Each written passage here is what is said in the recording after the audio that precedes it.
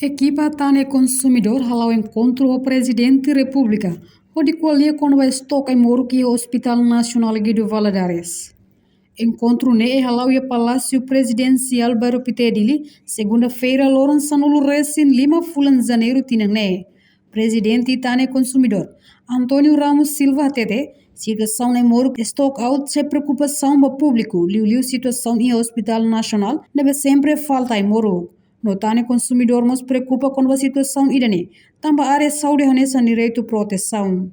Que é atual, quando vai ignorar em outro alérgico, falta de muro, situações em hospital, cara que é parte da perspectiva da Tane Consumidor, hare idane bele calai, se hareba a prestação de serviços de saúde, parte do direito na proteção dos consumidores.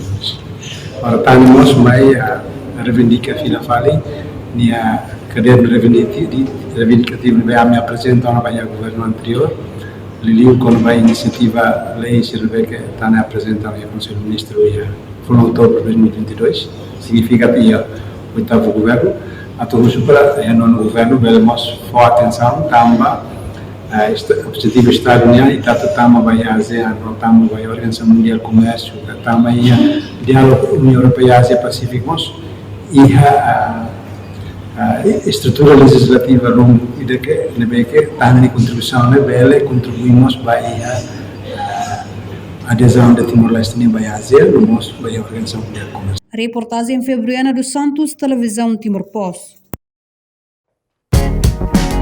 Janela informação by Emma Roto. Atu atena informação atual dia Gliu, que tá halua.